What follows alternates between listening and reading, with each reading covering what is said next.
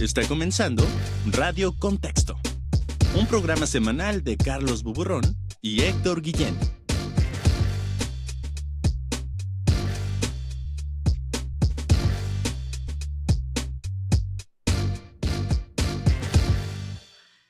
Lunes 15 de julio de 2024 y bueno, ahora sí traemos un episodio con muchísima información, alto contenido, en verdad, cada minuto de los siguientes, no sé cuántos minutos vale la pena, porque tenemos, bueno, tres temas de alto impacto.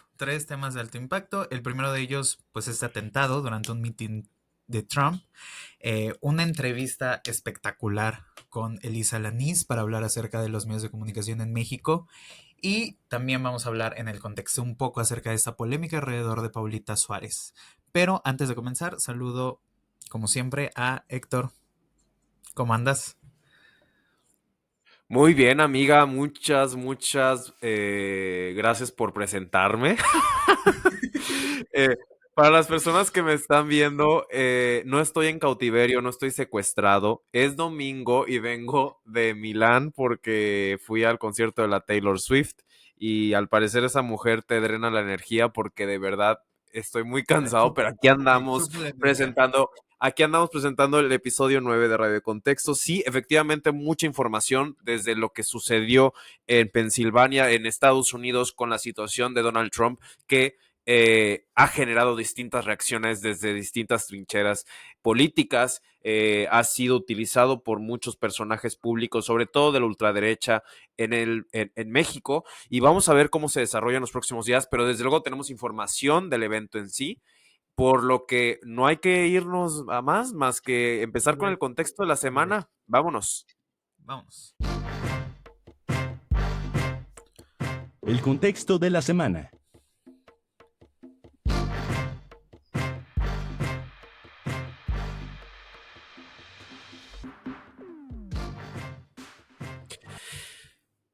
Pues bueno, así como lo escucharon hace unas horas o hace 24 horas, como lo estén escuchando en este momento en plataformas, Donald Trump sufrió el intento de asesinato en un mitin político en Pensilvania, uno de los estados clave para la elección presidencial. En ese momento que sucedió todo y que cambió por completo el ecosistema político, la situación hacia las elecciones en noviembre de los Estados Unidos cambió por completo el escenario. Si de por sí Trump iba fuerte, ahora que ha sobrevivido este atentado, pareciera que es inevitable que sea el próximo presidente de los Estados Unidos después de 4 años que ha gobernado el país. Entonces, Carlos, ¿qué es la información que sucedió a primeras horas que se desarrolló por la tarde en Pensilvania este evento? Pues bueno, el sábado 13 de julio Donald Trump estaba en un meeting en la comunidad de Butler, en Pensilvania, y alrededor de las 6 de la tarde, hora local, se comenzaron a escuchar unos fuertes ruidos que asustaron a la multitud, pues eran las detonaciones de un arma de fuego. De inmediato, el servicio secreto rodeó al candidato republicano y lo sacó del escenario, no sin antes tomarse el suficiente tiempo para lograr que el candidato alzara su puño y mostrara a sus simpatizantes tan asustados como extasiados la sangre que corría por su mejilla derecha, pues horas después se confirmó habría recibido el roce de una bala en su oreja derecha. De inmediato, las personas asistentes fueron retiradas para evitar algún tipo de contraataque.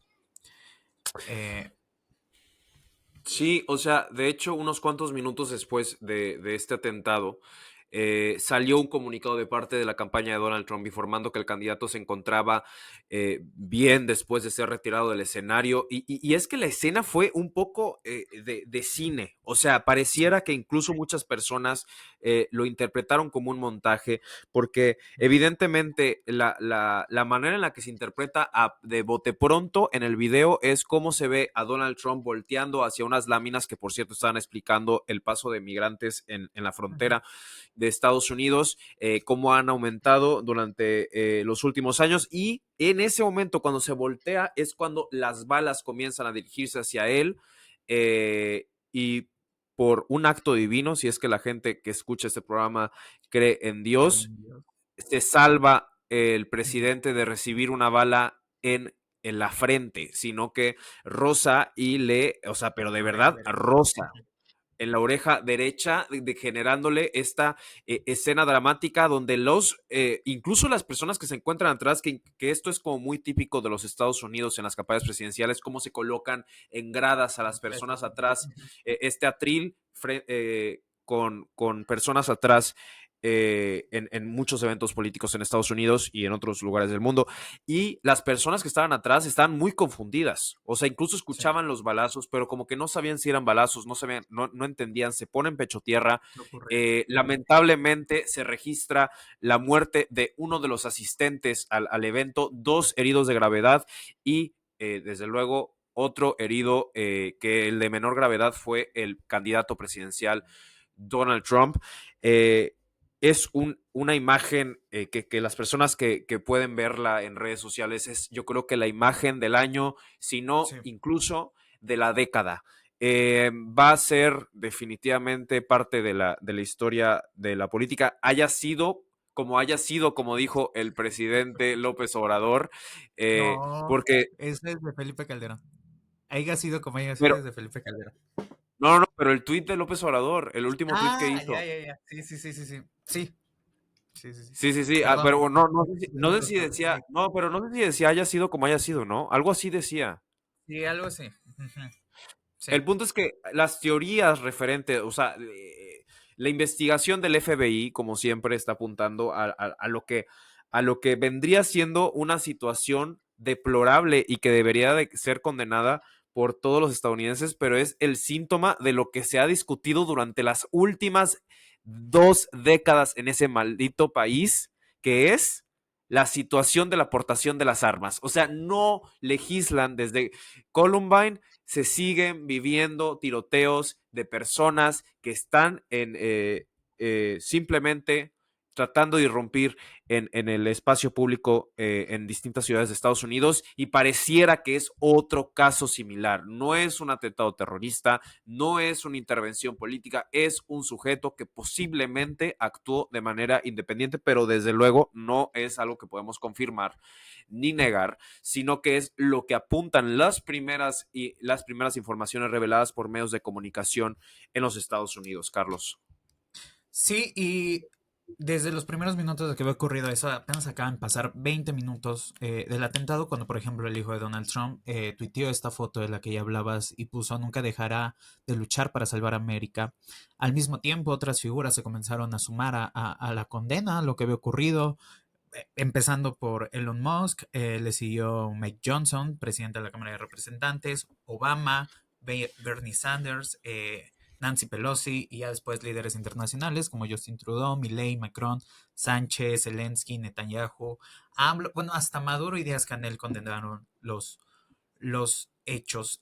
Más tarde, Biden, el día sábado, como alrededor de las 8 de la noche, emitió un mensaje a la nación donde dijo que no había espacio para la violencia y horas después confirmó que había hablado por teléfono con Donald Trump y ya se confirmó por parte del FBI que ese había sido un intento de homicidio. Las primeras horas esta información aún no se podía confirmar. Ya mucho más tarde, Donald Trump hizo su primera aparición en redes, en su red social Truth Social, para decir que era increíble que un acto así ocurriera en el país, que por el momento ya no se sabía nada del tirador, que ya había sido, que ya estaba muerto, pero que una bala había atravesado su oreja derecha y que Dios bendijera América. También ese es el momento ya en el que se confirma la muerte de otro asistente y que 2 personas habían sido gravemente heridas. Eh, Pregunta, Héctor, a ver, ajá, no, no, no.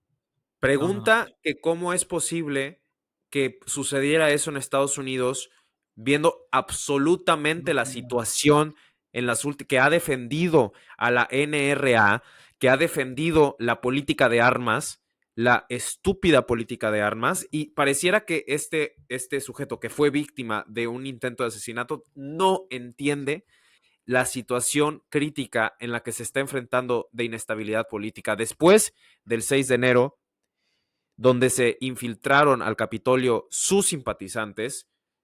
Ahora pareciera que viviendo esta otra situación de riesgo de inestabilidad política en uno de los países clave en la geopolítica mundial, ¿cómo es posible que siga pretendiendo que ahora la narrativa sea que el servicio secreto es el responsable del Falló. atentado cuando literalmente tienes a millones de estadounidenses con armas en sus casas?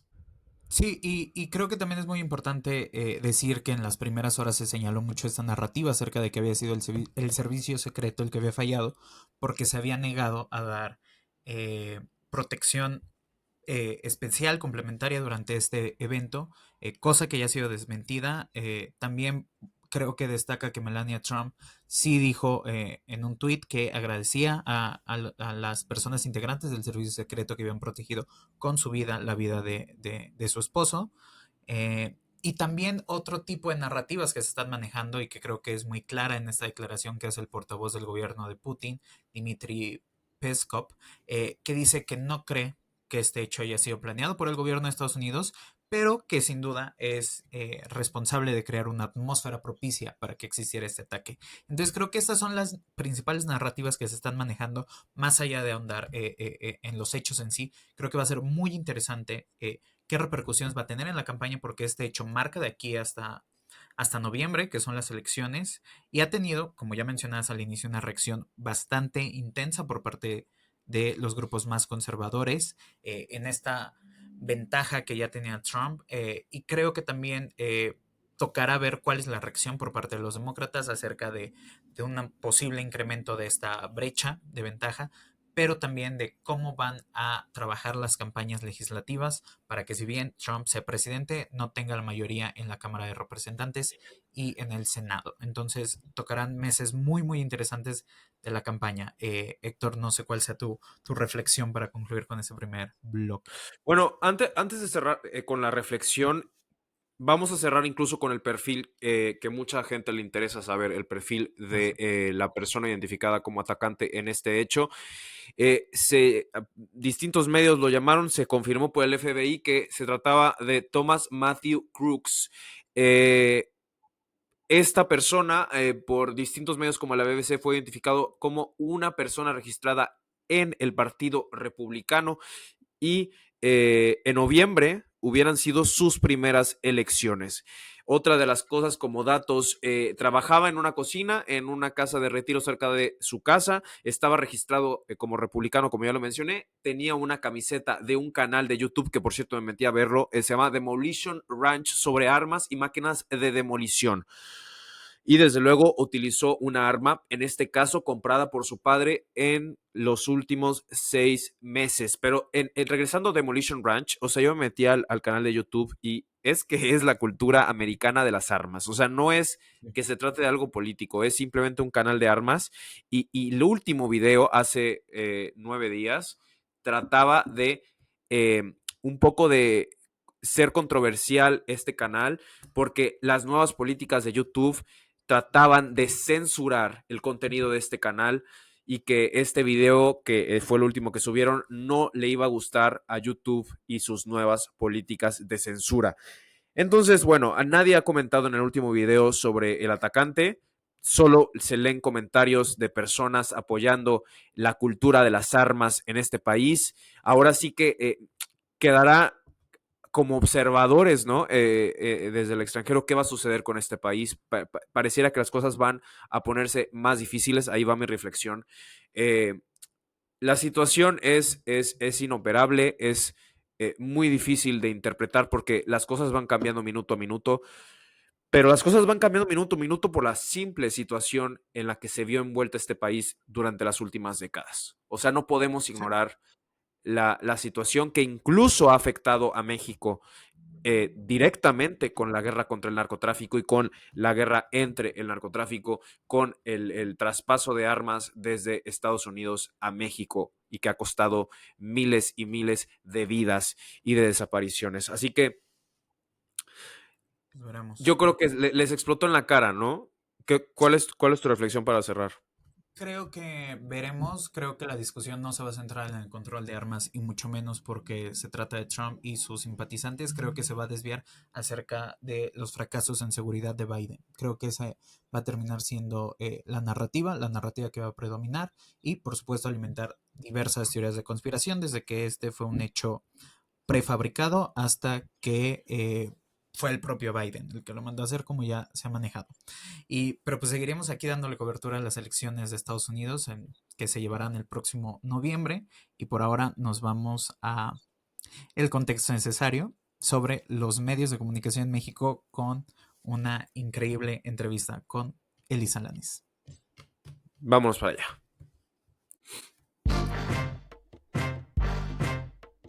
El contexto necesario.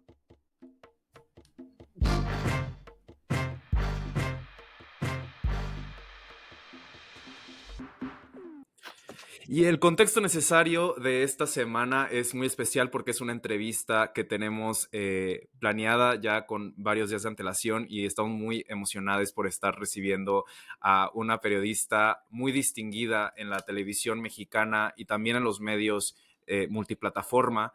Ella es Elisa Lanis y nos acompaña en Radio Contexto para darle el contexto necesario de los medios mexicanos. Elisa, muchas gracias por acompañarnos. Qué gusto saludarlos, Héctor, Carlos y a toda la audiencia. Qué gusto. Pues bueno, simplemente para presentar un poco tu perfil, Ujú. sabemos que eres una periodista con una trayectoria que ha comenzado desde los puntos más emblemáticos de los medios de información y es algo que personalmente a mí me encanta porque eh, es para mí el CNI Canal 40 yo creo que fue un parteaguas para los sistemas informativos de este país y yo creo que fue algo que innovó por completo el sistema de información y cómo conocemos ahora y cómo se dan a conocer las noticias. Eh, irnos hacia esa parte de tu trayectoria profesional, ¿cómo era el México de CNI Canal 40 cuando tú trabajabas como una joven periodista? Qué buena pregunta y arrancar con eso, porque era un México muy distinto. A veces damos por hecho que lo que estamos viviendo es inédito o algunos de los temas no resueltos de aquel entonces que de pronto empiezan a saltar décadas después, pues se generaron en esa época. Y en el tema de medios de comunicación, yo les platicaría, por ejemplo, cómo CNI Canal 40, aquel CNI Canal 40 se volvió tan emblemático porque rompió esquemas en un México donde, por ejemplo, en las noticias no se acostumbraba que personajes fueran al estudio. Por ejemplo, cosas tan simples como esas. Eran noticias que tú podías ver en CNI Canal 40 en vivo y a todo color a los candidatos a la presidencia de la República, uno por uno en entrevistas o en donde cubríamos la otra parte, la parte no oficial de los conflictos. Entonces, aquel conflicto en la UNAM, en donde estaba el Mosh, por ejemplo, como protagonista, pues yo me acuerdo perfecto cuando en aquel entonces, en un proyecto pues muy pequeño, que estaban haciendo, que nadie conocía, y de pronto veo entrar a las instalaciones al Mosh, y yo dije: "Juego". Aquí algo se está rompiendo, aquí algo está sucediendo, pero para que vean que no damos por hecho cosas, pero no se cubrían los conflictos sociales, no se escuchaban las voces de quienes estaban protestando con esa magnitud y con esa fuerza, en el estudio en vivo y en el campo, el conflicto en la calle, reporteando. Eso no lo veíamos si no era común, ¿no? Lo de Atenco, y ahí estábamos en la transmisión en vivo, los 400 pueblos con los desnudos de las personas que protestaban. Eso no salía en televisión. Y en CNI Canal 40 comenzó a salir. Ese era parte del México que vivíamos en aquel entonces. No sé si estoy bien con las fechas, pero Ujú. Me imagino que el México de las noticias era ECO, ¿no? O sea, era lo que se conocía como el sistema ECO. No sé si existían otros outlets de información en ese momento, pero imagino que también iba entrando el internet apenas. O sea, yo incluso recuerdo ver una revista de mis padres, porque aparte mis padres seguían CNI Canal 40 desde Tampico. O sea, nosotros somos de Tampico y ellos veían un canal que estaba destinado al Estado de México, o sea, al Valle de México, ¿no? O sea, realmente supondría que era un canal local, ¿no? Donde primero, pero mucha gente en Tamaulipas, en Chihuahua, en Baja California, seguían Canal 40 y era, yo creo que de alguna manera como pues como un hogar para las izquierdas y para las voces que no se escuchaban, ¿no? Las minorías y otra forma de narrar la noticia. Oye, Entonces, o sea, me ¿cómo era, encanta que, cómo que, era eso? pero dime, sí, sí. Sí, o sea, es que yo, planteándolo con lo del principio de ECO, ¿no? Como Televisa y como el establishment, ¿cómo era trabajar desde el otro lado del medio, ¿no? Y era seguir la noticia sin los millones de presupuesto que tenía Televisa. ¿Cómo era cubrir la noticia desde esa trinchera? Oye, uno me encanta y digo que estés tan enterado porque me topo ahora con muchos colegas que saben muchas cosas de tema de tecnología, son fantásticos. Yo aprendo muchísimo de las juventudes, pero pocos recuerdan a detalle estas historias que parece que, ya quedaron por ahí perdidas. De hecho, a veces cuando me escriben y me dicen, yo te sigo desde Cena y Canal 40, digo, o sea, premio doble, porque me emociona mucho y me emociona que jóvenes como ustedes, como los que nos escuchan, tengan también esta pasión de recordar esas cosas, ¿no? Y desde Tampico, por cierto, ahí, a mí me decían Jaivita, fíjate, porque mis papás vivieron en Tampico cuando no nací allá porque mi mamá se vino aquí justamente, pero pues por allá empezó mi existencia. Bueno, Sí. y me comentabas lo de ECO, claro, estaba ECO y veníamos, hay que recordar, de un México de décadas, de años, en donde se escuchaba una sola voz. Era la voz de Jacobo Zabludovsky en las noticias de 24 horas con Jacobo Zabludovsky. Lo que decía él es lo que aparecía y lo que sabíamos y de lo que nos enterábamos los mexicanos, las mexicanas. Estaban por ahí también algunas publicaciones, pero sobre todo la televisión con esa fuerza tan poderosa, con esa cobertura que tenía, eso había, ¿no? Para bien y para mal, ¿no? Porque, bueno, podríamos platicar ahí de Jacobo y después tuvo como después pudo hacer mucho más cuando se fue a radio, que ya no estaba en televisión, pero finalmente era una voz y era una voz oficial, era una voz ligada siempre al poder, era una voz en donde incluso, pues el dueño decía, somos soldados, ¿no? Del presidente. Entonces, en fin, no estábamos acostumbrados a eso. Y después viene este proyecto de ECO, que eran las noticias durante todo el día. Y ahí creo que también se rompió el esquema y yo creo que la verdad mucho se lo debemos a la visión de Ciro Gómez Leiva, que encabezaba todo este proyecto de CNI Canal 40 y que formó un equipo que a mí me pareció fantástico, las y los colegas que estaban ahí, porque se rompió para empezar la idea que se tenía de un conductor de noticias. Ujú. Por Mm, supuesto, en todos lados hay gente preparada y en ECO había gente muy preparada, pero los esquemas eran muy rígidos. Era, pues lees la noticia, no opinas, eh, no editorializas absolutamente nada, eh, generalmente pues rostros muy agradables, ¿no?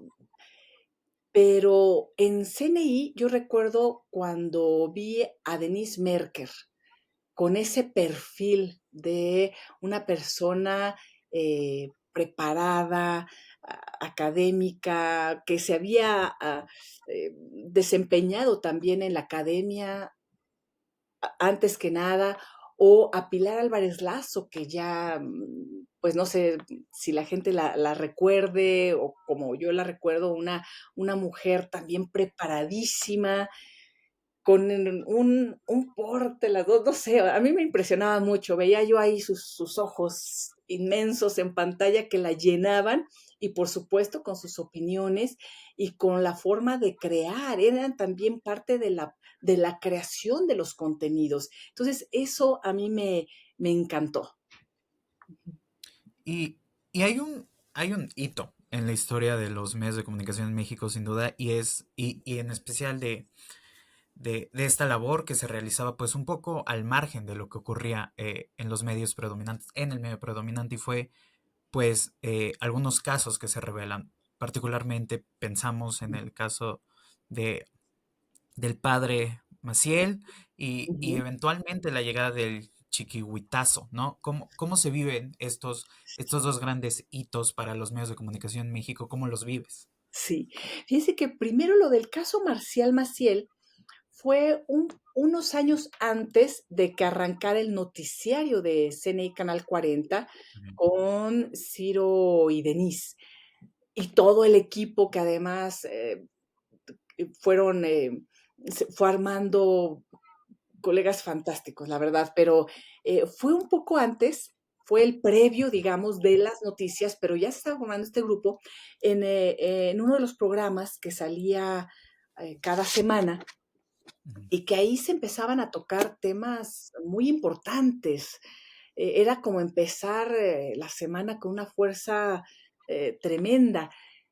Y en ese momento, en el caso Marcial Maciel, para quienes no lo recuerdan, algunos de los sacerdotes abusados por el padre Marcial Maciel, este hombre poderosísimo de la Legión de Cristo, de los legionarios, que además tenía un contacto directísimo con el Vaticano y aportaba muchos millones, los sacerdotes ya adultos mayores con toda una vida en silencio, deciden hablar, deciden romper esa, ese silencio que los iba acabando también y ya cuando sus vidas estaban en un momento en donde ellos se atrevieron a decir así fue y a dar la cara. Eso fue muy importante porque además vemos algunas investigaciones en donde por cuidado hay que proteger la fuente. Sin embargo, aquí vimos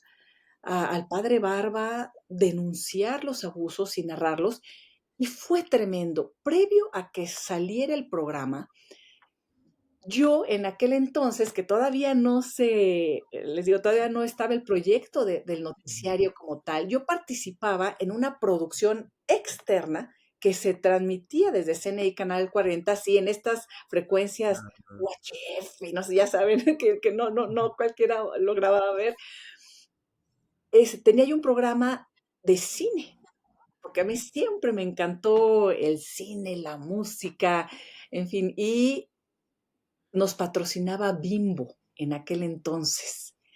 Y recuerdo que el dueño de Bimbo dijo, si sale este programa, ustedes se acaban, o sea, olvídense del patrocinio, olvídense de que demos un quinto a este lugar. Era una presión no solo del gobierno, sino de los empresarios. Ujú. Muchos empresarios se formaron en las universidades de los legionarios de Cristo. Muchos empresarios aportaban a las universidades, estaban muy vinculados y en una sociedad además súper conservadora, en donde olvídate de tener en mente de que no vayas a revictimizar a quien denuncia, no, se lanzaron con todo. Total, nos quedamos sin programa de cine porque salió el reportaje, ¿no? Salió el reportaje. Entonces fue como un daño colateral, digamos, de Sí. aquella difusión del programa, pero fue también una ruptura total y absoluta de la cultura mexicana en donde los poderes políticos y económicos estaban totalmente entrelazados con el de la iglesia en aquel momento, la cúpula religiosa, y Sí. romper con eso fue impresionante. Yo después le di seguimiento a ese caso, hice algunas entrevistas, reportajes con el padre Alberto Atié, que él fue de los que denunció en el Vaticano y como no lo escucharon, pues decidió dejar el sacerdocio, colgó los hábitos, como dicen por ahí. Entonces, bueno, todas estas historias detrás de las historias, ¿no? Ese fue el caso del padre Marcial Maciel, que por cierto, después pasaron años y ya se fue rompiendo esta forma de presionar lo que vivimos ahora, pues no se vivía en aquel momento. De verdad era casi imposible pensar y atreverse a sacar un reportaje como ese. Ujú. Es que a mí me vuela la cabeza porque realmente, em, a ver, yo nací en el 98, yo no viví esa época, ¿no? Pero yo quiero pensar que era emocionante, ¿no? Estar rompiendo un poco el muro.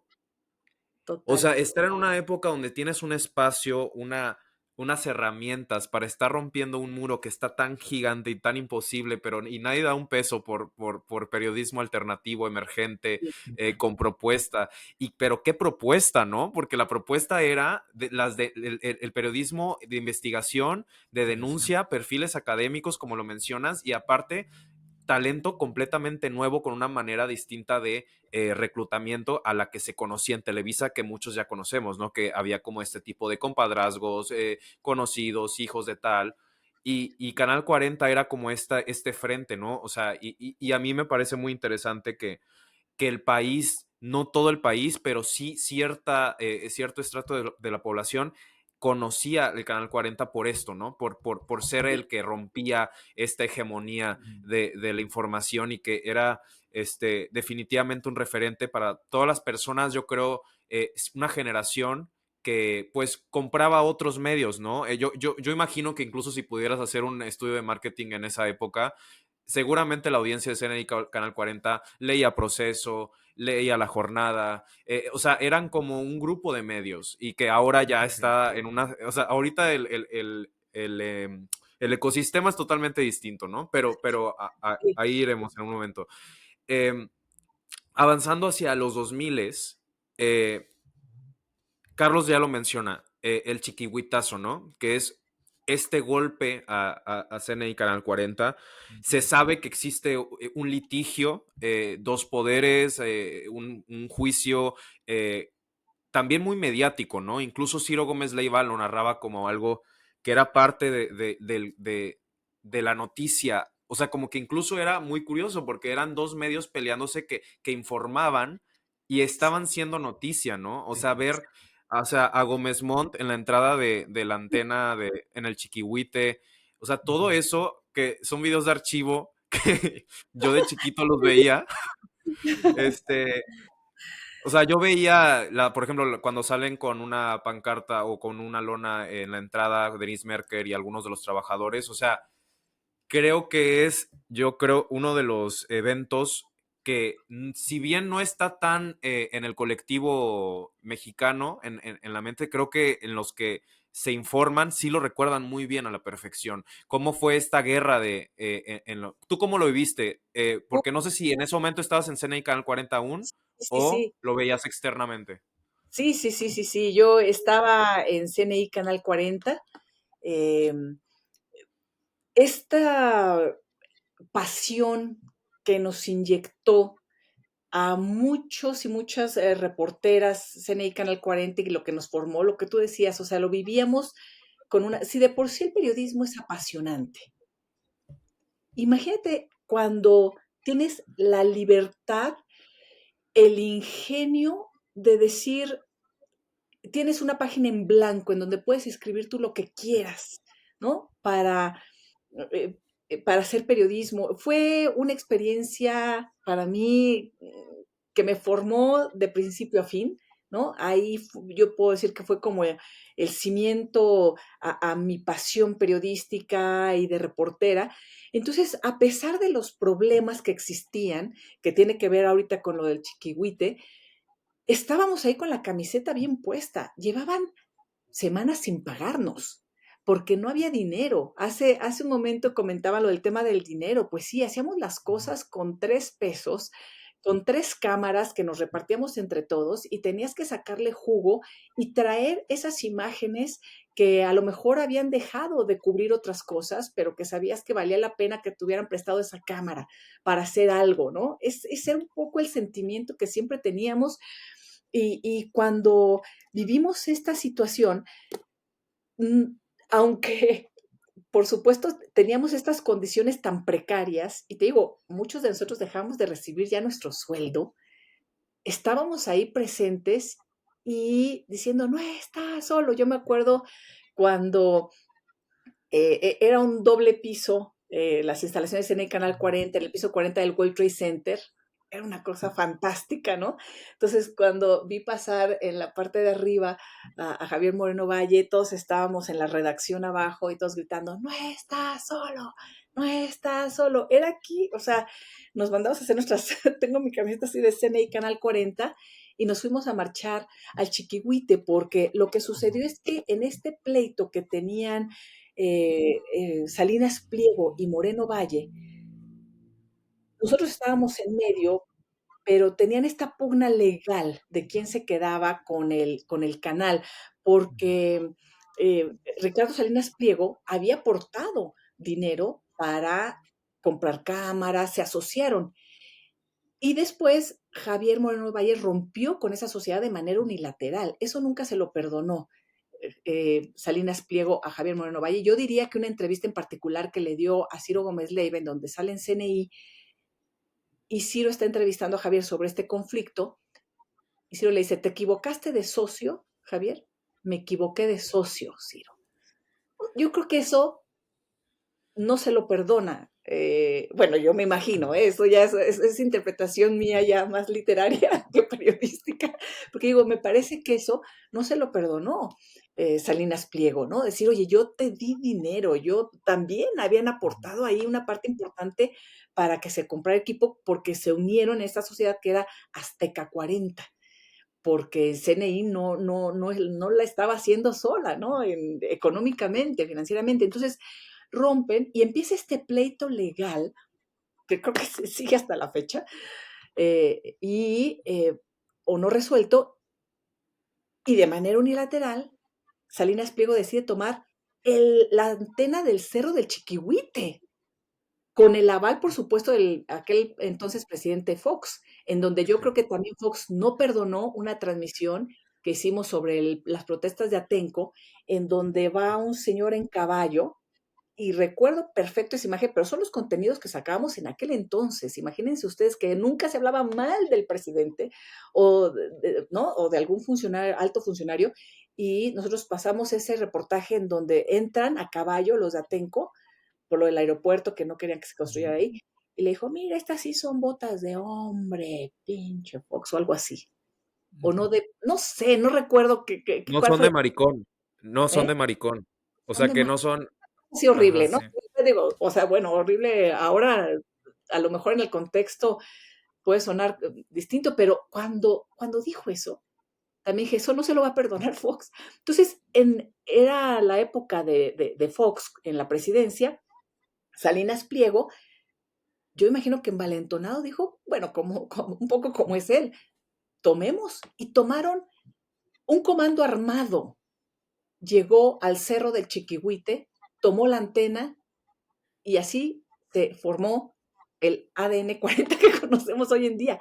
Tomaron a punta de armas y de rifles la antena del Chiquihuite. Ellos decían que no, pero recuerdo que nosotros pasamos, como nos quitaron la señal, nosotros sacamos un documental con lo que no se decía, ahora sí que con los otros datos de lo que se presentaba en aquel proyecto de Azteca y Azteca 40, en donde decían que no y la narrativa era otra, pero recuerdo que en una de las tomas se ve a un señor que le entrega, imagínense al señor que estaba en guardia en el Cerro del Chiquihuite, y llega este comando y le dice, firme aquí de entrega pacífica, ¿no?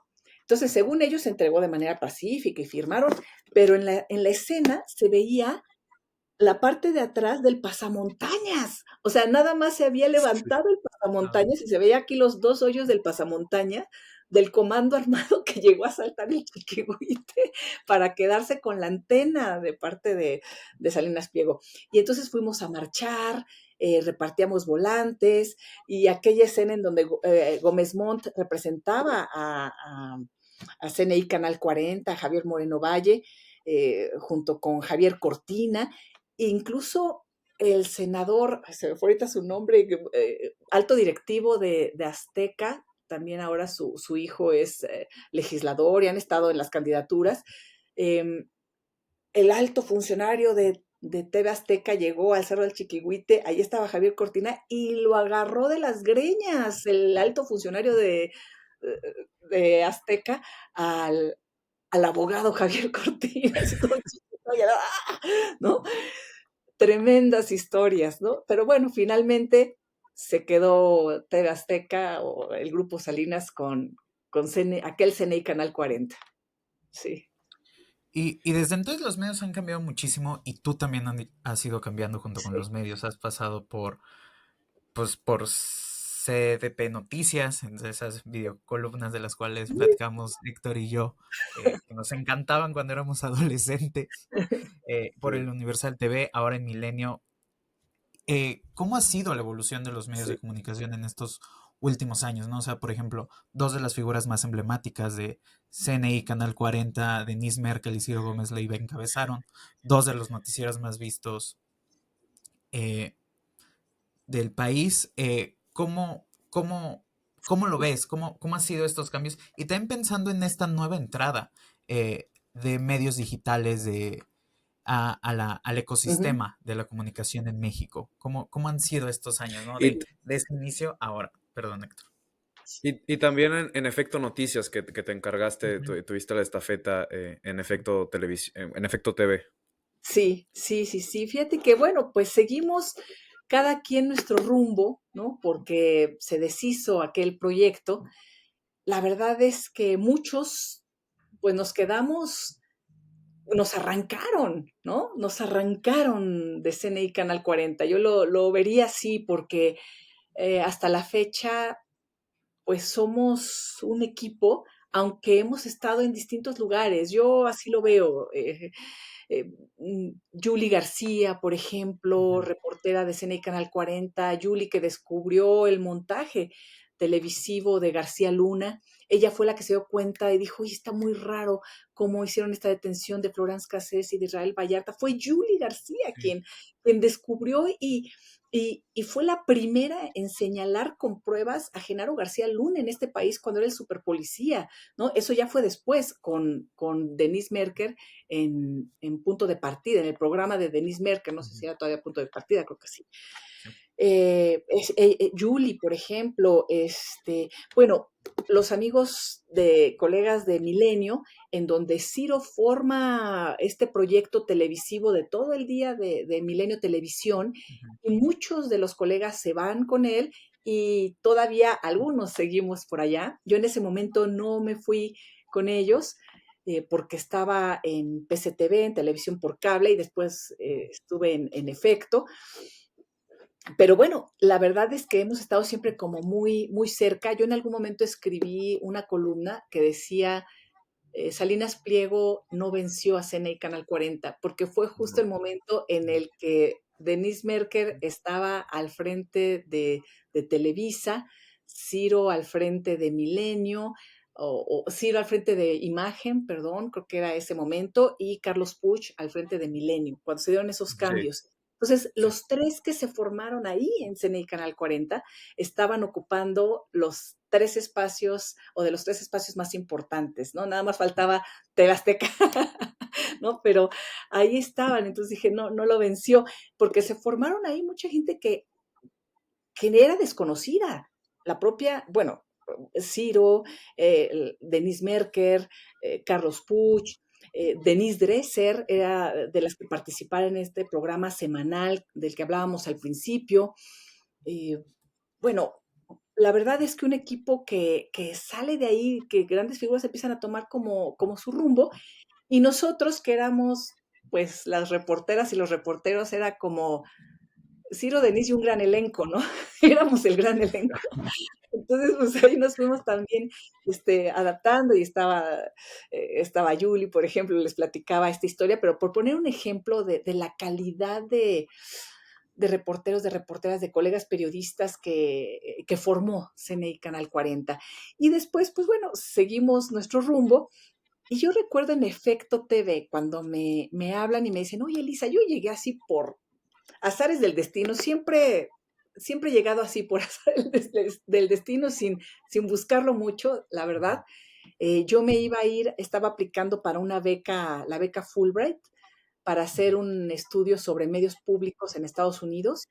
Apliqué a la beca y en ese inter, quien había sido presidente del consejo de PCTV, Alejandro Álvarez, me dice, oye, un amigo, estuve platicando con Alejandro Puente y están buscando a alguien que haga un proyecto como el de Milenio, que era, o sea, para competir con noticiarios todo el día, en efecto. Yo dije, sí, voy, pero puedo arrancar el proyecto porque seguramente o probablemente me den la beca, entonces yo me quiero ir. Total, empezamos el proyecto de Efecto TV, que para mí fue también padrísimo.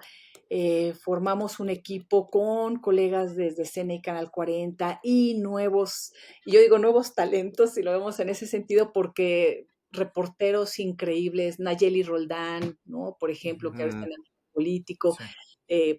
ahí entró al proyecto que encabecé. Risco tenía también un Javier programa Risco. previo al noticiario estelar. Pablo Ferri, no, Pablo entró en el Universal, estaba Olivia Cerón, al Sí. frente de un noticiario. Armamos ahí también un equipo fantástico.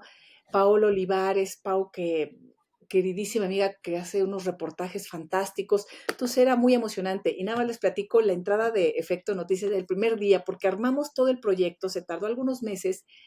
Y bueno, y si en CNI teníamos pocos recursos, en efecto, no, yo les decía, éramos felices y no lo sabíamos. O sea, no teníamos muchos recursos ni para transmisiones en vivo, pero ya se empezaba, yo dije, con las aplicaciones de celular, que tampoco era tan común, nos lanzamos el primer día en la cobertura y estrenamos el proyecto después de meses de armado, de crear todo el concepto, con la toma de protesta como presidente de Enrique Peña Nieto.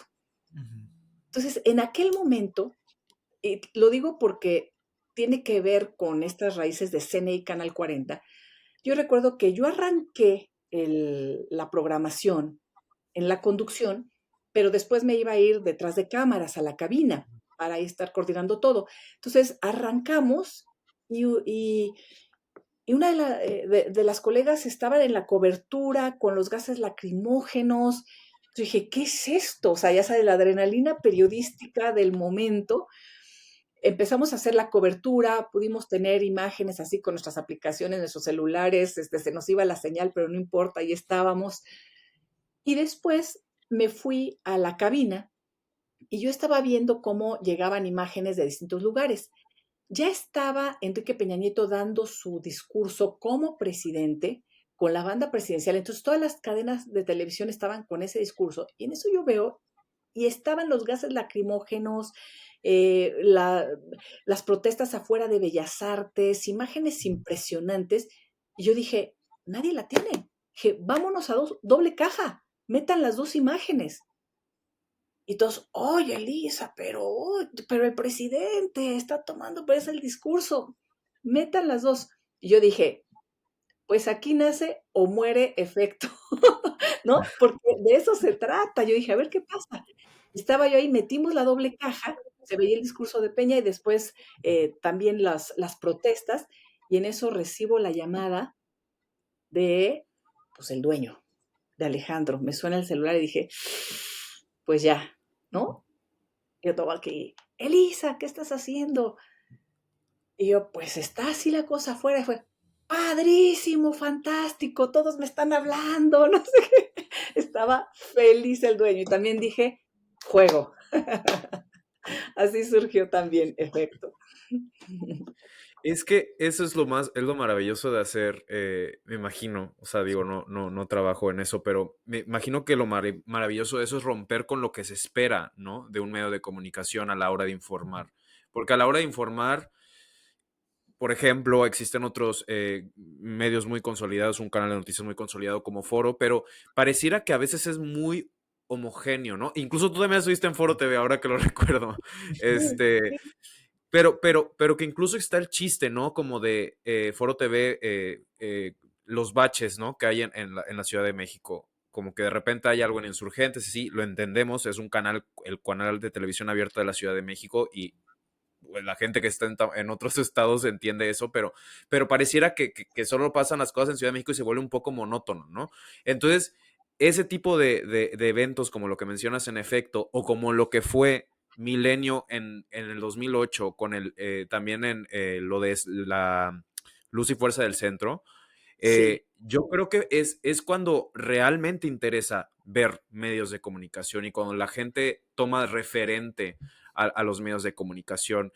Entonces, ahora que ha evolucionado un poco el ecosistema, ¿tú cómo ves o sea, el ecosistema, cómo lo ves? O sea, ¿qué ves que es el futuro de los medios? Porque pareciera que está un poco revuelto todo, ¿no? Como que se ha El removido como el status quo y ahora no se sabe cuál es el referente y hacia dónde van las propuestas innovadoras. Sí, yo creo que vivimos un momento complicado para México en general, y en el tema de medios, pues muy complejo también de entender, porque por una parte tenemos las redes que nos permiten potenciar la información, me parece fantástico. De hecho, hay que entender a los medios de comunicación en México en esta relación entre el poder, dueños de medios y periodistas. Es que somos distintos y ocupamos un espacio diferente y tenemos también una función y una intención distinta. Eh, por supuesto, la relación entre dueños de medios y gobiernos de pronto es muy estrecha. Entonces ahí los periodistas tenemos que abrir brecha, discutir, y es parte también, Sara. Yo entiendo que los medios, por ejemplo, los medios privados son también un negocio. Entonces ahí hay que entender esa parte y poder balancear y no cejar como periodistas en hacer periodismo. Creo que eso es también como lo más importante. Y en ese sentido, yo creo que los grandes momentos de la televisión han tenido que ver con las apuestas también de los concesionarios o Mm, permisionarios, de los dueños de los medios en ese momento, porque sin esa relación estrecha entre dueños de medios y periodistas, y lo digo así en dueños en masculino porque pues, puros hombres, ¿verdad? sí. este, no se podría entender.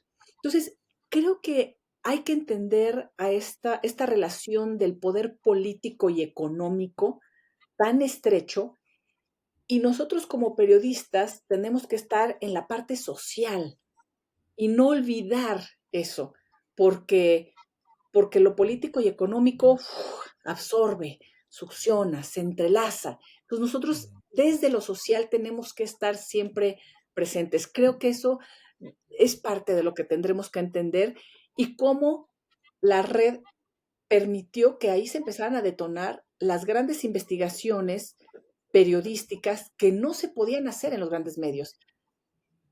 En mi experiencia lo podíamos hacer en CNI Canal 40, lo pudimos hacer en efecto. Hay otros espacios, pero en general los grandes medios son complicados. Y ahorita hablamos de los medios llamados públicos. Ahorita están viviendo una situación mucho más complicada, creo yo. Pero en el tema de los medios comerciales que tienen tanto alcance, era complicado. Entonces, si vemos en esta última etapa esas grandes investigaciones como la Casa Blanca de Peña Nieto, sí se transmite desde radio, el espacio de radio que tenía Carmen, pero no en primera instancia. En primera instancia sale en su portal y ella Sí. ya después lo retoma en su programa de radio, porque había una gran tensión. Entonces empiezan a surgir estos portales de periodismo de investigación y yo de verdad lo he repetido, en México tenemos a grandes periodistas de investigación a nivel de competencia mundial, ¿eh? Y estos grupos y colegas que se han formado en el periodismo de investigación encontraron ese camino en las redes. Animal Político, con todas las investigaciones. Arturo Ángel fue el primero en presentar con contundencia y con pruebas este esquema de empresas fantasma. Él hizo la primera gran investigación de la empresa fantasma de Veracruz, de Javier Duarte, de gran impacto, ¿no? Ese fue Arturo Ángel en Animal Político, Nayeli Roldán, bueno, con todo un grupo en el tema de la estafa maestra, eh, todas estas grandes investigaciones de Quinto Elemento Lab, eh, en fin, es que no quiero dejar fuera a tantos colegas que tienen sus espacios y que le han apostado a las redes, y ahí es donde hemos podido conocer y desde donde se detonan grandes investigaciones. Y yo creo que eso ha sido la gran fortuna de las redes sociales. Por otro lado, porque te digo que estamos así en momentos muy complicados y confusos, pues también estas redes se han ido, los poderes políticos y económicos o fácticos, pues han encontrado también ahí una mina de oro para Ujú. meterle dinero y entonces han roto también de alguna manera con el diálogo que hubiéramos podido tener como periodistas, como creadores de contenidos en las redes con el público, ¿no? Cuando entran de lleno con gente pagada para irrumpir, para crear tendencias, para difamar, para calumniar, controles con bots.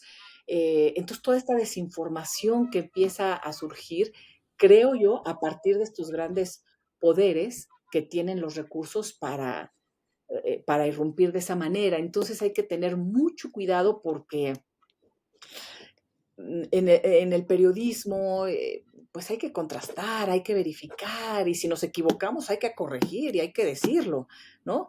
Y en las redes no necesariamente, no necesariamente. Entonces creo que ahí ese es nuestro gran reto. No, y desde luego no hay rigor en las redes. Se nota todos los días, No, no. incluso pareciera que se ha precarizado el periodismo desde este fenómeno que mencionas.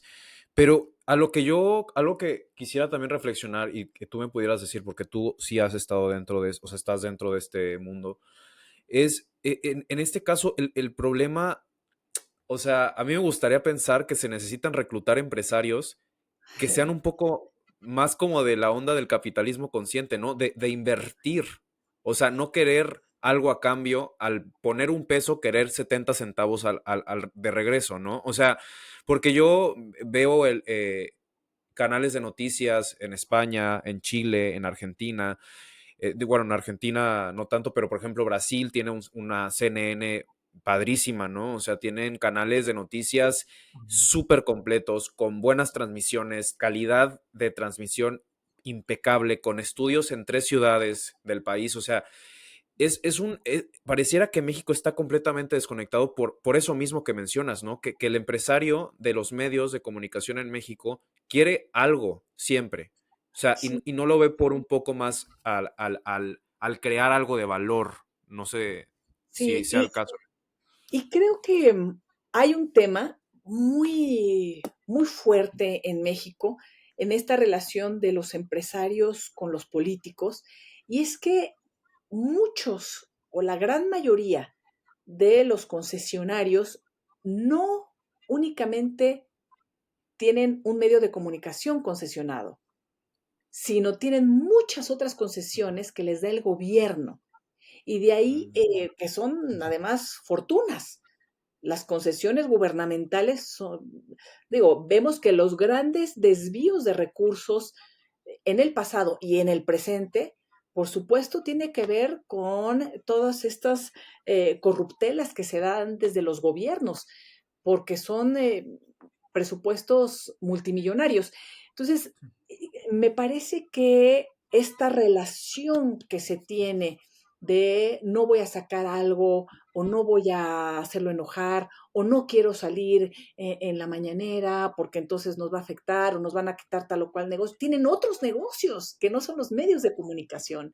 Creo que ahí hay un tema tremendo, ¿no?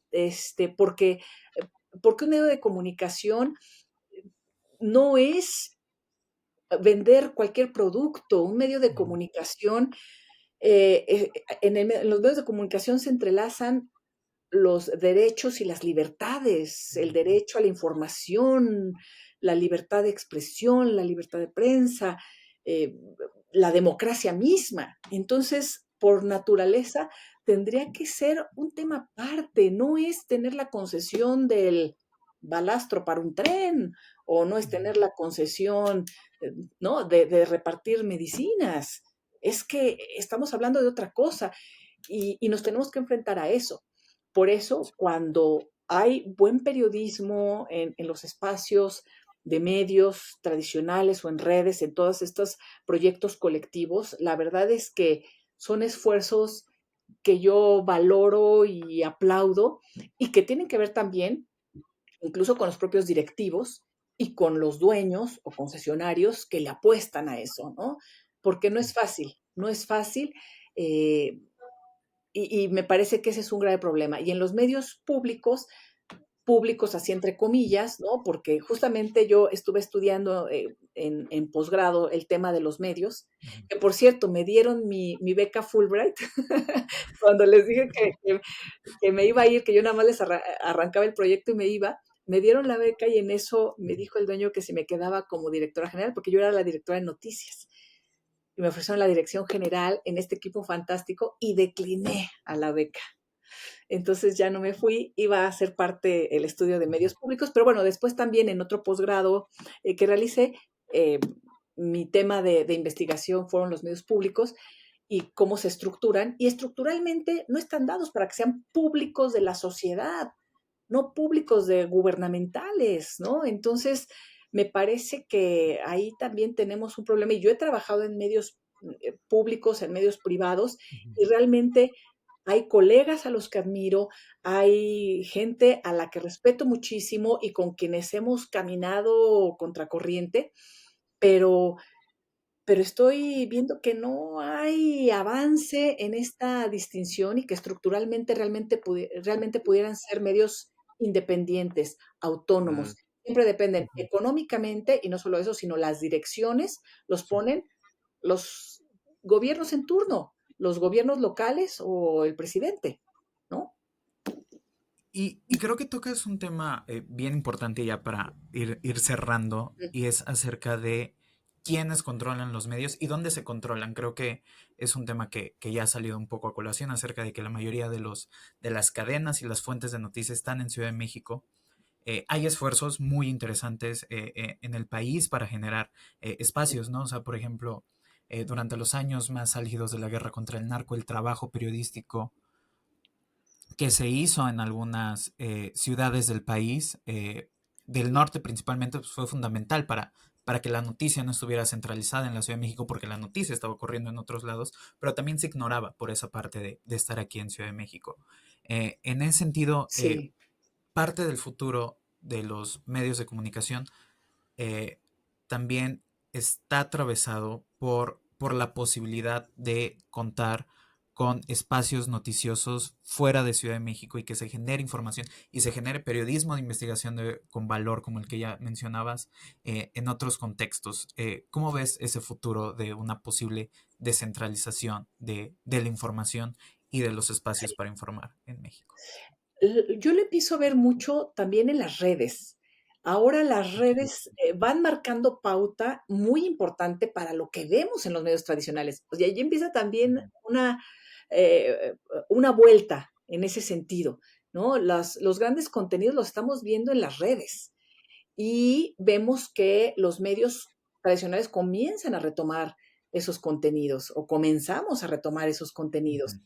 Y en ese sentido también veo a las y los periodistas, muy activos, con espacios importantes en los estados. A mí Ujú. me encanta ver lo que están haciendo colegas y lo que pasa es que no sé cómo lo hacen. Esa es una pregunta Sí. importante. Digo, ¿cómo logran mantenerse, tener los recursos suficientes para hacer las cosas que están haciendo? Y me gusta que sea así. Yo creo que después tendremos que ver todas estas posibilidades de cómo lograr apoyar y financiar y ayudar de distintas maneras a estos esfuerzos locales. Y entonces empiezan a surgir también figuras interesantes de colegas en las redes sociales, en lo local, y yo creo que por ahí se ve fortaleciendo muchísimo también la parte de los medios, porque viven momentos. Si nosotros estamos describiendo todas estas presiones a nivel federal, lo que se vive a nivel local es tremendo, ¿no? Es tremendo. Ujú. Sí. Están mucho más expuestos y expuestas. Se vive una situación de vulnerabilidad atroz. Y cuando hablas de esta guerra contra el narco, fue como el sello de Calderón, ¿no? Porque pues la guerra contra el narco, pero esto fue incrementándose. Entonces, si ahora no es la guerra contra el narco, no sé cómo llamarle, porque esa no es de las frases que ha etiquetado Andrés Manuel en sus discursos mañaneros, en su comunicación gubernamental, pero no, pero la atrocidad que se vive hoy en día en los estados, a nivel federal, los peligros que corre la prensa, están por todos lados, ¿no? Por parte eh, de los gobiernos que todavía tienen mucha fuerza y ahí la división de poderes siempre se diluye más fácilmente. Y por el otro lado, la presencia del crimen organizado. Ujú, Sí, sí, sin duda. ujú. Elisa, muchísimas gracias por acompañarnos. O sea, de verdad, te lo juro que si pudiéramos hacer una entrevista de 2 horas, me Lo hubiera haríamos. encantado porque Sí, tenemos muchos temas pendientes en la escaleta, pero muchísimas gracias por acompañarnos y por darnos la entrevista. Ojalá que podamos encontrarnos en la Ciudad de México los tres y Sí, ya podamos hacerlo sí, con menos intervención de esta plataforma, pero de verdad, muchas gracias. Fue un gusto tenerte en Radio Contexto. muchísimas gracias, Héctor. Gracias, Carlos. Me encantó muchísimas conocerlos gracias. por lo pronto así a distancia. Los sigo también en redes. Me encanta lo que están haciendo. Y Muchas muchas gracias. gracias también a toda la audiencia que se tome el tiempo de escucharnos, de estar, y ojalá podamos seguir en este diálogo. Qué gusto. Sí, muchas gracias a ti y pues igual te estaremos siguiendo en redes y viendo todos los días de lunes a viernes por Milenio. Gracias. Vale, creo que es esto.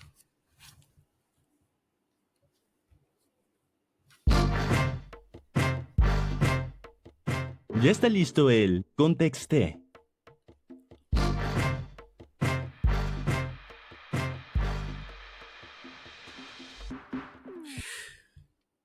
Y bueno, así como escucharon en la cortinilla, tenemos el contexto listo y sobre un tema un poco delicado respecto a un personaje que ha sido parte de los temas de Radio Contexto, de hecho, desde el primer episodio, y es la Paulita Suárez, que ha estado envuelta en una polémica eh, de- desde hace varios días y que incluso yo diría semanas Sí. donde se cuestiona su comportamiento, Carlos, respecto a sus relaciones sentimentales y en especial una acusación de relacionarse y coaccionar a menores Menores. de edad o personas mucho más jóvenes que ella. Sí, sí, sí. Bueno, esto comienza el 3 de julio cuando publica unas fotos en Instagram con un chico al cual felicitaba por su graduación de la prepa y decía felicidades bebé por tu graduación, tu mami me cayó muy bien y tu hermana y unos corazones. Desde entonces varias personas comenzaron a decir que este chico era la nueva pareja de Paulita al respecto. En TikTok y Twitter se generaron distintas reacciones y comentarios sobre esta situación, entre las cuales se sacó un video de hace algunos años donde Paulita decía que a ella le gustaban los menores. En una parte dice los menores de edad, se bromea al respecto con Wendy, que también está en esta transmisión, y el conductor de este video. Eh, y bueno, desde entonces se habló acerca de pues sí, de que era un comportamiento sin duda inaceptable meterse con menores de edad. Y bueno, se empezaron a sacar una serie de videos donde Paulita, Wendy, Kimberly principalmente hablan acerca de distintos comportamientos, actitudes y acciones que han tenido sexualmente hablando. Y bueno, se ha tildado a las influencers de, eh, pues sí, o sea, de meterse con menores, no solamente con personas menores que ellas, sino con menores de edad. Así es. De hecho, este video que mencionas, son dos en específico y lo mencionas muy bien, que es el caso de ella en una transmisión con Wendy y con un conductor donde menciona de broma que le gustan los jóvenes. Eh, También está otro video donde está en el Ángel de la Independencia y donde está recorriendo y ve pasar a alguien joven y ella aclara que tiene una preferencia por hombres más jóvenes que ella. Ahí en este caso mencionaba que le gustaban hombres de 20, 21 años. Y posteriormente hay otro tercer video donde tiene un comportamiento muy cuestionable sobre cómo está acosando a uno de los hijos de los empleados que estaban ayudándole a la mudanza en su última casa en León. Entonces, hay como distintos registros, porque al final lo que hacen ellas como influencers es subir videos, transmisiones en vivo, y pues salen mucho a relucir sus comentarios, sus opiniones y sus comportamientos. Creo que es algo que es válido cuestionar hacia un personaje como Paulita Suárez. Como lo mencionamos en Radio Contexto, fue candidata a diputada local en Guanajuato. Yo creo que es un poco el ser un poco más transparente hacia cómo es la comunidad LGBT en este contexto, ¿no? En León, que no se justifica, no lo estoy justificando, pero que es una realidad totalmente distinta y que el tema de la diferencia de edad es algo extremadamente normalizado y que incluso podríamos discutirlo, ¿no? Si es ético o no ético que alguien de 19 sale con alguien de 32 o con de 33 años. Eh, y ya en el caso de algo que me parece que es indiscutible, es que sale con alguien de 16 o de 15, Sí, pero ahí eso claramente hay es un delito. Es un delito.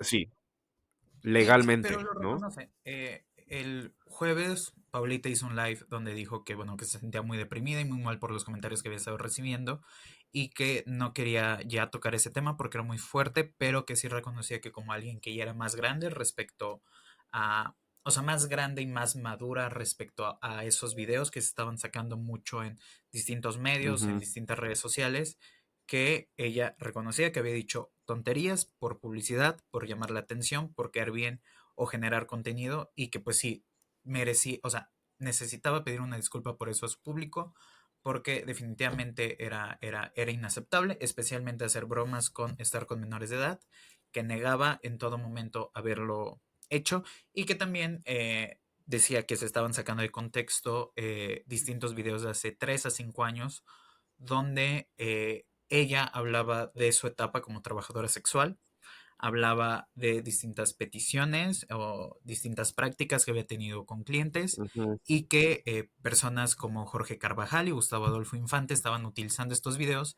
y diciendo que habían sido prácticas que había tenido con personas menores, particularmente personas menores de edad, y que no era así, que si veían esos lives completos se daban cuenta que era ella hablando de su etapa como trabajadora sexual y explicando pues peticiones o cosas que Ujú. había hecho con los clientes. Entonces que esa parte sí no la iba a aceptar porque ahí sí deliberadamente se estaba editando y se estaba recortando y descontextualizando declaraciones que quienes hemos visto sus lives sabemos en qué contexto se da.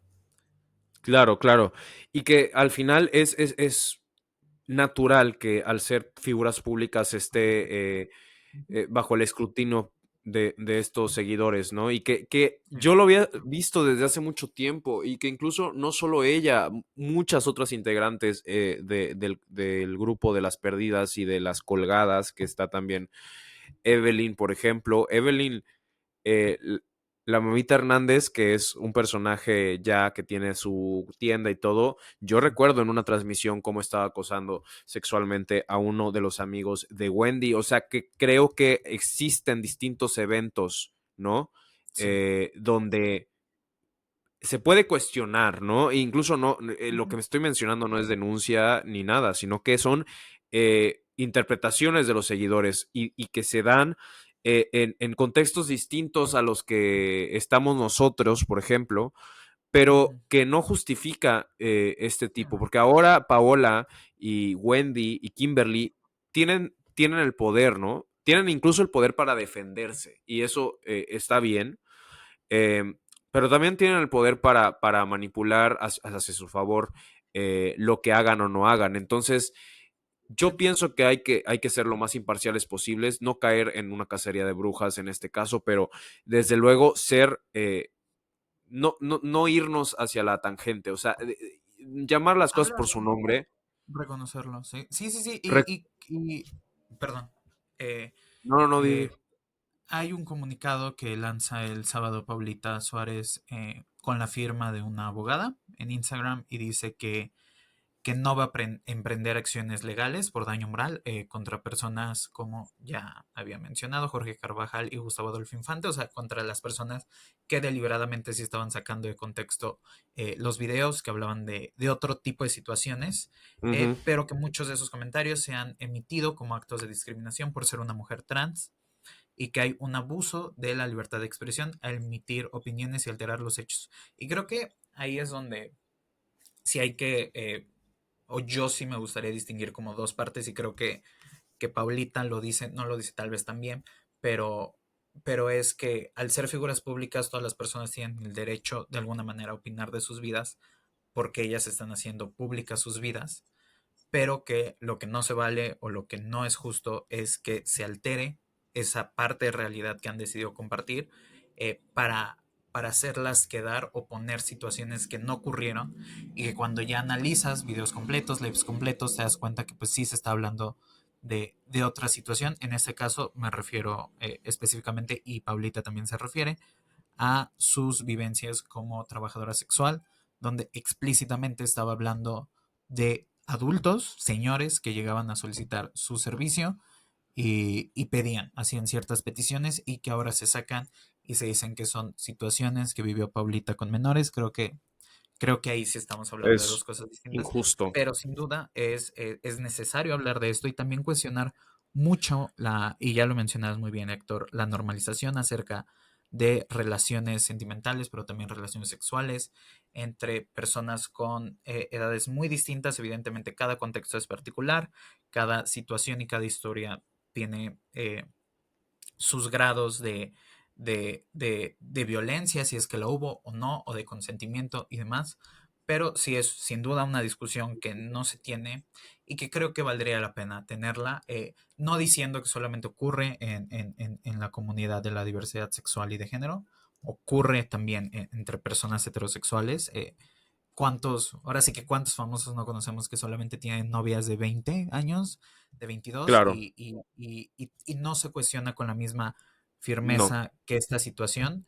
eh, y ambas se deben cuestionar con firmeza y con decisión y hablar de temas como el consentimiento, las diferencias y asimetrías de poder, quién se acerca a quién le corresponde decir no, y evidentemente pues sí corresponde a la persona mayor, al adulto, y estoy hablando aquí de relaciones entre personas mayores de edad, pero con diferencias de edades grandes.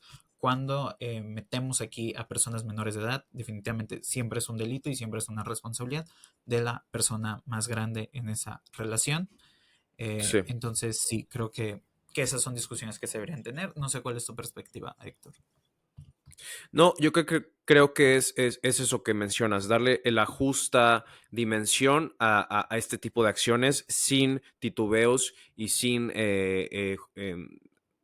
darle otro tamaño menor, ¿no? O sea, que creo que muchas personas defendiéndolas tratan de justificar ese tipo de acciones y desde luego que no es la vía. O sea, hay que ser, desde luego, cautelosos a la hora de afirmar cosas.